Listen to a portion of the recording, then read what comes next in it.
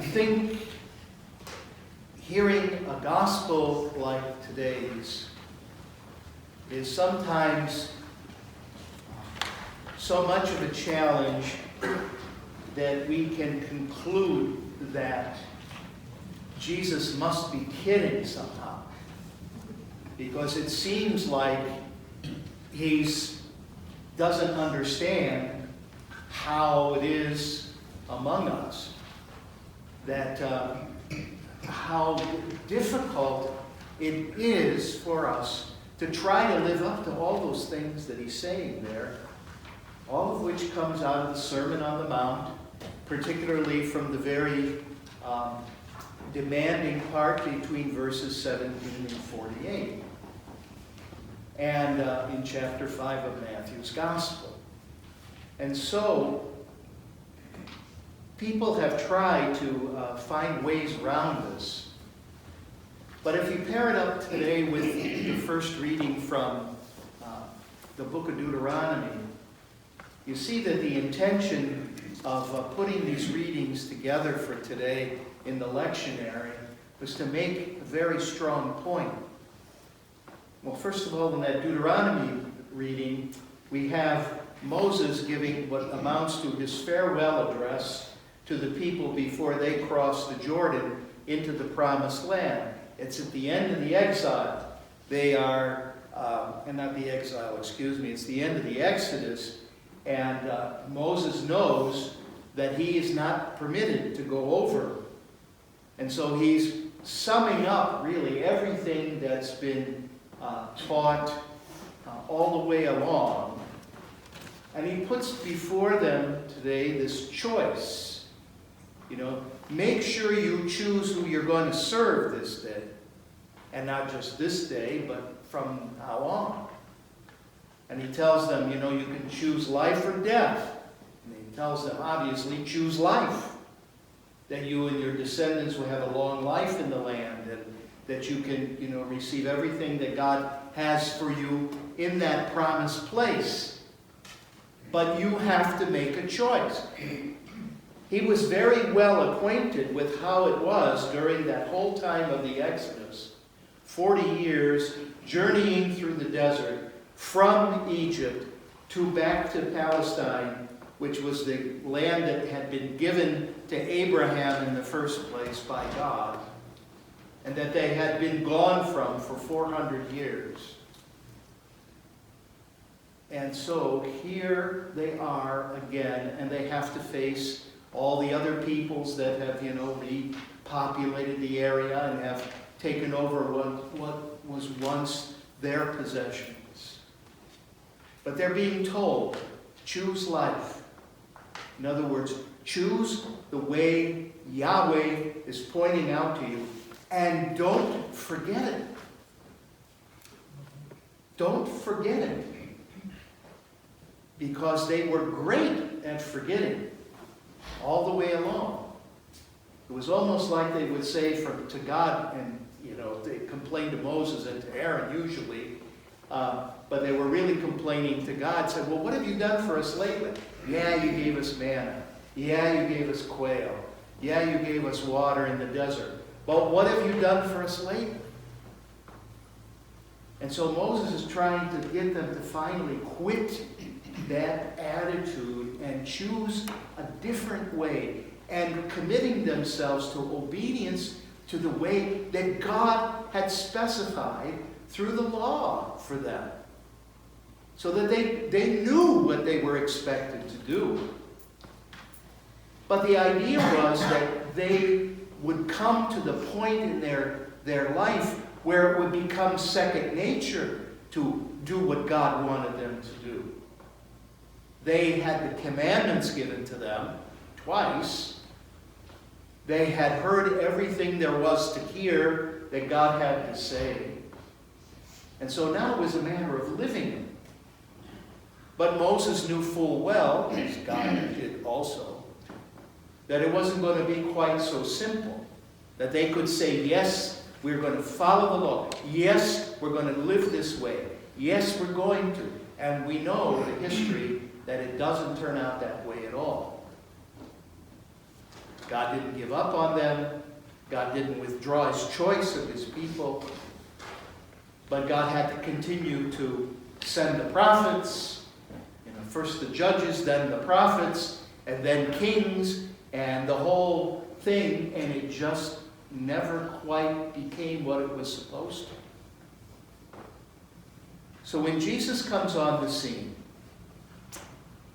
he, in Matthew's Gospel, gives that famous Sermon on the Mount, again, chapter 5, and on to 6 and into 7 of Matthew. But particularly, as I said, between verses 17 and 48 in chapter 5, where he lays out, if you're going to be my disciple, this is what I expect of you. This is what you strive for. And he doesn't give any wiggle room. The church has been good over the centuries of finding ways to try to, get around certain things. And not in the sense of trying to fool God, but to deal with realities that Jesus may have touched on, but that people weren't yet facing. For example, on the whole question of divorce there in these lines today, Jesus also talks about this later on in Matthew's Gospel, and he repeats the same exception. I don't want to get all bogged down into that because that's discussion in itself. But the point was, there obviously was this issue that had to be addressed. And what it was in Jesus' time was that it was really simple for a man to divorce his wife.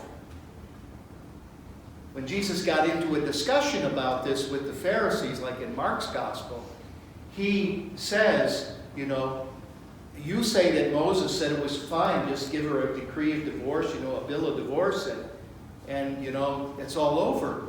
And the grounds were so lax. In the one rabbinic school, you could, if you burned dinner, if you didn't do things quite the way your husband thought you should, if you didn't take care of the kids in a certain way, if the meal wasn't on the table at the right time, you could finally say, I've had enough of this. I'm going to find somebody who's going to do things the way I want them done. And this was a very kind of cavalier attitude. And so it created great instability in marriages and in their own society because it wasn't respected. And then the whole thing about, if you look lustfully at a woman, you've already committed adultery with her. How about 40 years ago, I think it was Jimmy Carter who started the firestorm when he confessed that he had lusted after other women. And all of a sudden, then that becomes this thing that people start talking about. And then a lot of men, including yours truly, wondered, what's going to happen next? Because after all, we may occasionally have a stray view, at least at certain times in our lives. But again, what Jesus is saying there is particularly pertinent to what's going on now, where there's such a predominance of pornography. Because what does pornography do but objectify a human being? It turns a person into an object of lust, of desire. And it becomes damaging not only to the person, but to the other people that person deals with. Because then they begin to look at everybody else as an object. And all the other things that Jesus talks about there, you shall not murder. But I tell you that, even if you speak harshly to somebody else, or you call somebody a fool, you're liable to the fires of Gehenna or of hell. I'm sure nobody ever called anybody a fool. And if you ever did, well, you're in good company. But you see, Jesus is trying to break through the mentality that had persisted after the Exodus, after the exiles, after all the ministry of the prophets. Break through this idea that the law was the only thing that mattered. And if you observed the law, then the law would keep you as part of God's people. And the law just didn't do it because nobody could live up to the demands. They were too many. They required too much effort. The only way that anyone could have lived up to the 613 precepts refined out of the 5 books of Moses by the Pharisees would have been to do nothing else except do that. And then that would have violated the law, because they wouldn't have been taking care of things that they were supposed to take care of under the law. And so it was something that Jesus wanted to break through. He wanted his disciples to do things as part of their nature, not as something that they were obliged to do. That they would love, not because they were commanded to love, but because of what God had already given to them and what they had experienced from him, that it would flow out of them. That when they would feel tempted, that they wouldn't give in to those temptations. That they wouldn't automatically ridicule another person. That they wouldn't objectify somebody else by their lustful desires. That they wouldn't be violent and filled with hate and resentment towards other people. That they would understand that what God had shown to them, that God's compassion and mercy shown to them, and God's invitation to them to live his life, to live in his spirit, was what they could come to by his grace and his help and his presence. That's what Jesus wanted, and that's what Jesus continues to want from you and me. As Bishop Andy Wright says here, the truly mature, integrated follower of Jesus will be someone for whom it is no longer a moral effort to keep the commandments. They will do so because they deeply want to. That, I suspect, shows what a steep mountain most of us still have to climb. And then he goes on. The choices are real. It won't do to say, but we thought we were supposed to do what came naturally.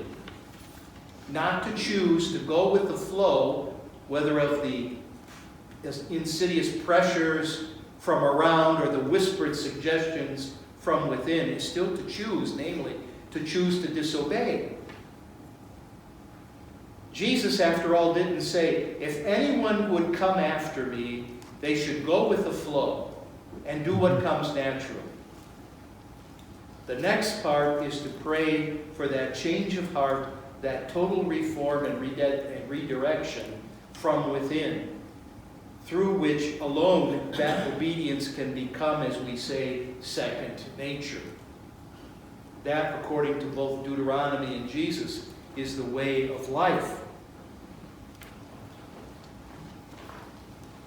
One of the difficulties that we have is the struggle to get to the point that Bishop Wright was saying there, of it just being the way that we live, that it comes naturally out of us, that we love, that we forgive, that we monitor our words and our eyesight and our mental attitudes and what we say, what we do, how we act, and try to conform those by the gospel, by the grace of God.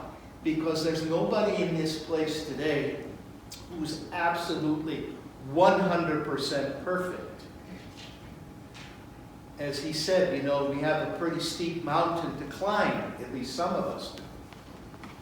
But the point is, Jesus is not saying to us, that he's a pushover.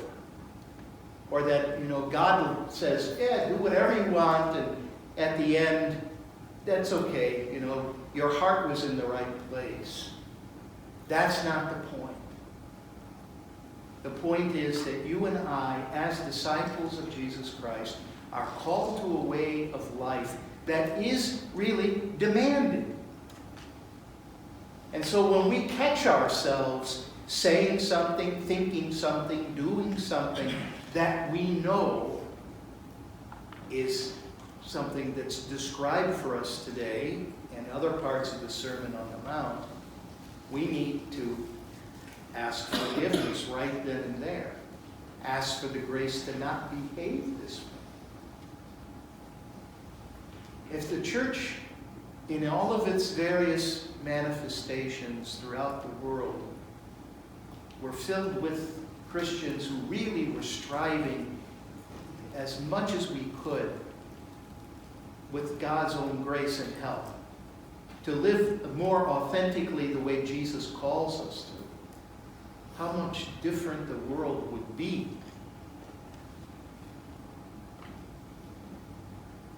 The choice really, as for the people in Deuteronomy, is up to us. The Lord invites us to choose and to commit to this way, as difficult as it might be and as many times as we might fail along the way. But part of what God looks at is the attitude of the heart. Do we even want to live this way? And if we want to live this way, that's already half of the battle. If we want to, the Lord will continue to offer us His grace and His strength to pursue that path. And He knows it's not easy, because Jesus lived this life from the inside out. Don't forget. So we ask today for the grace of willingness to follow this path of Christ, as demanding as it might be, and as many times as we might fail, but to keep on that journey towards the fullness of life that the Lord calls you and me to, and that we would do the good that we have been called upon to do, to carry out the work we've been given to do as we pray at the end of the liturgy, so that we'll be the body of Christ. We will be what it is that we receive in Holy Communion, that we will be a reflection of Christ's presence and Christ's compassion and love and mercy wherever we are.